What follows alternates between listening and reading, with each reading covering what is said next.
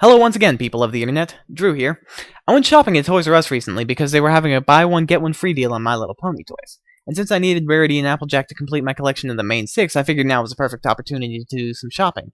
Now, while I didn't find any rarities that didn't have those weird butterfly wings out of nowhere, I did find an Applejack, and she had with her a little mini DVD of an episode from the series. After popping it into my laptop and watching it, I decided, heck, why not do a review of it for the 5 people on YouTube that actually subscribe to my channel. So, here's a little background information before we start. It really seems like Hasbro is trying to amp us up for the release of Season 3, because this episode, cleverly titled The Ticketmaster, I've never seen before.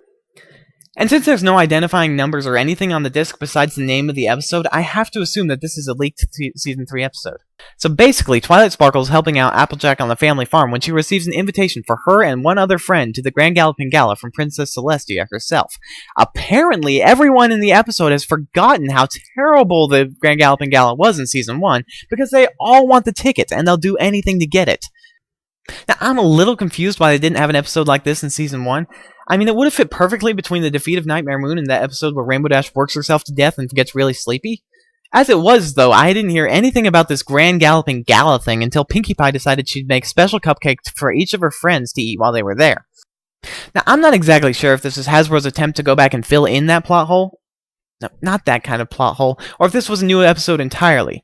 But it would make sense considering the fact that nobody remembers how lame the Grand Galloping Gala was last time. Now let's look at the technical side of things. First thing I want to point out is the DVD menu. I'll say this once and only once. More DVD menus need to be structured like this. The only 2 options presented to you on the DVD menu are watch the movie or sit around and watch the menu screen.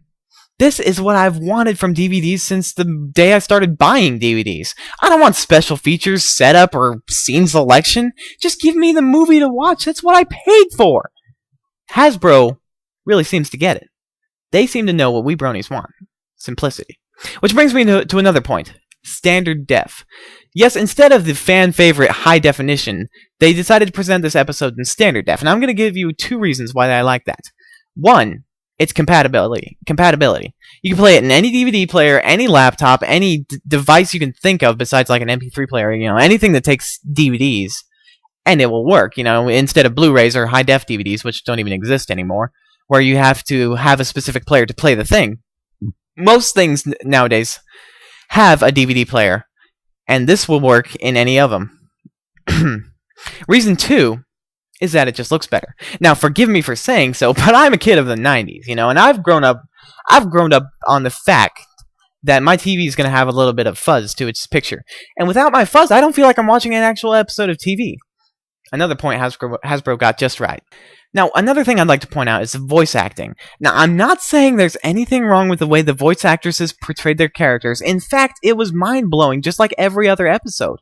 But it seems like there was some kind of weird alteration to their voices, like they were trying to sound younger. Now, Hasbro may be doing this to make the pony sound younger to try to reconnect with younger audiences, or if you go with the whole plot hole filler for Season 1 theory, it could be that they're trying to make it sound like it actually aired Season 1 and there's no disconnect whatsoever.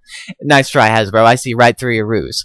Now, as for the story itself, I've got to give Hasbro their props, because this was probably one of the top 5 My Little Pony episodes to ever air in existence. It just blew my mind how amazing it was. The characters were so deep, but also so annoying that you connected with them, but you also connected with how much they were annoying Twilight.